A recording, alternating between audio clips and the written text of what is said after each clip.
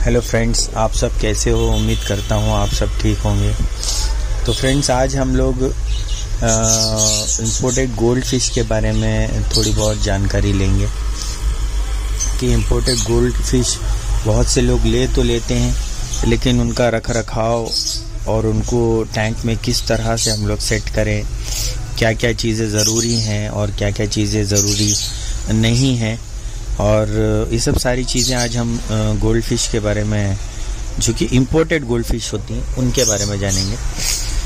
क्योंकि आजकल imported gold fish का जो ट्रेंड है वो बहुत ज़्यादा है, और नॉर्मल भी गोल्ड फिश को आप ये जो भी सारी चीज़ें मैं बताऊंगा आप उनको फॉलो कर सकते हो, लेकिन ख़ास करके ये इम्पोर्टेड गोल्ड फिश के लिए इस वजह से है क्योंकि इम्पोर्टेड गोल्ड फिश महंगी होती है और लोग बहुत ही पैसे खर्च करके लेके आते हैं। तो अगर इसको कुछ हो जाता है तो उनको फिर बहुत तकलीफ़ होती है, मतलब बहुत दुख होता है कि यार इतनी महंगी लेके आए और मर गई या जो भी है। तो ये है तो इम्पोर्टेड गोल्ड फिश के लिए ये वीडियो, लेकिन आप नॉर्मली अपने नॉर्मल गोल्ड फिश के लिए भी आप ये सब सारी चीज़ें जो मैं बताऊंगा वो आप अपनी फिशेस के लिए कर सकते हो। तो सबसे पहली जो बात है, अगर 2 इंच या 3 इंच साइज़ की आपने इम्पोर्टेड गोल्ड फिश ली है, 1 या 2, ऑब्वियसली आप 2 ही लोगे, 1 तो लोगे नहीं। अगर 2 है तो मिनिमम उसके लिए 2 फीट का टैंक हो, 2 बाई 1 बाई 1.5, और इसके लिए एक टॉप फिल्टर या एक हैंग ऑन फिल्टर, या अगर आप कैनिस्टर परचेस कर सकते हो तो कैनिस्टर फिल्टर लगा सकते हो, क्योंकि ये फ़िश के लिए फ़िल्ट्रेशन बहुत ज़्यादा ज़रूरी होता है।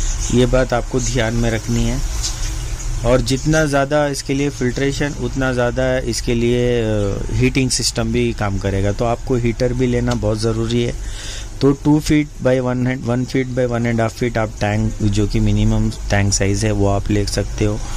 और गोल्ड फिश 2 या 4 2 फीट की टैंक, मगर छोटी है तो 4 रख सकते हो। अगर बड़े साइज़ की तो 2। अगर बड़े साइज़ की तो मैं तो आपको बड़ा टैंक ही सजेस्ट करूँगा, लेकिन अगर आपके पास उतना ही स्पेस है तो आप 2 रख सकते हो, लेकिन फ़िल्ट्रेशन ज़बरदस्त होना चाहिए, और हीटर। उसके बाद में ऑक्सीजन, अगर आपने टॉप फिल्टर लगाया है या हैंग ऑन या जो भी फिल्टर आपने लगाया है जो कि आउटसाइड फिल्टर होते हैं, तो उसके लिए आपको एक नॉर्मल स्पॉन्ज फिल्टर या नॉर्मल एयर के लिए एयर स्टोन का फिल्टर भी आपको, मतलब एयर लगाना आपके लिए ज़रूरी है। तो क्योंकि उसमें जो टॉप फिल्टर या जो भी आउटसाइड फिल्टर आता है उसमें उतना ऑक्सीजन सप्लाई नहीं होगा, तो इस वजह से आपको एक अलग से एक ऑक्सीजन फिश को, गोल्ड फिश के लिए देना ज़रूरी है। और उसके बाद आप उसका वाटर जो है, जैसे आप नॉर्मल फिशेस को चेंज करते रहते हो उस टाइप से उसको नहीं करना है। उसका वाटर आप हफ्ते में एक बार 20% आप चेंज करो, 20% आप डालो। 20 दिन 25 दिन में आप एक बार अपना कैनिस्टर है या टॉप फिल्टर, जो भी आउटसाइड फिल्टर है, उसका स्पॉन्ज या जो भी उसमें सेरामिक रिंग्स, जो भी चीज़ें हैं वो सब आप उसमें क्लीन कर सकते हो। और फीडिंग की बात करें तो फीडिंग इम्पोर्टेड गोल्ड फिश जो भी इसके ब्रीडर होते हैं, जो भी फॉर्म वगैरह में इसको रख के ब्रीड कराते हैं, इनका ब्रीडिंग प्रोसेस जो है वो बहुत ही मुश्किल भी होता है।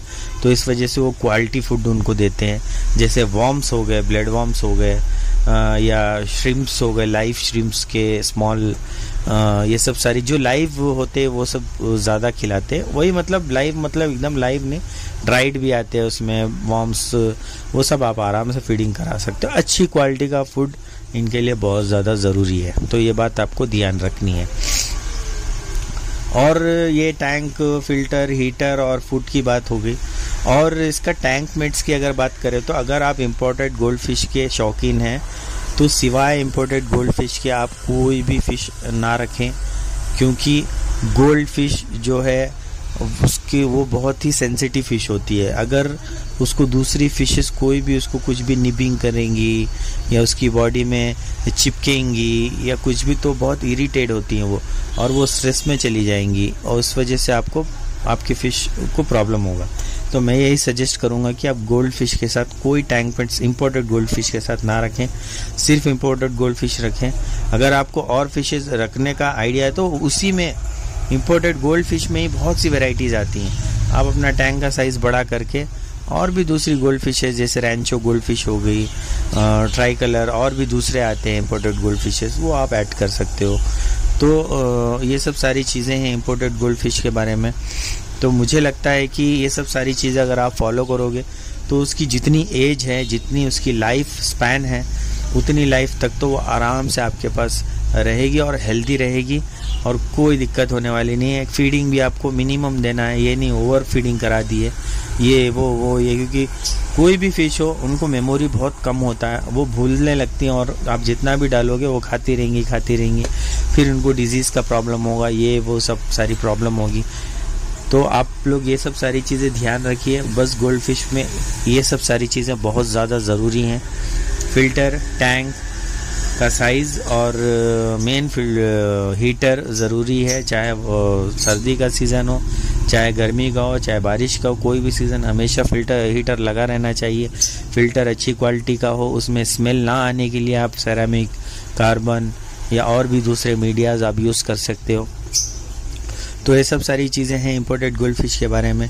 आई होप आप लोगों को ये वीडियो पसंद आई होगी। पसंद आई तो चैनल को सब्सक्राइब कीजिए, वीडियो को लाइक कीजिए। ऐसी और भी बहुत सारी हम फिशेस के ऊपर वीडियोस बनाते रहते हैं। तो चलिए फिर मिलते हैं हम लोग अगले वीडियो में। तब तक आप लोग इस वीडियो को एंजॉय कीजिए।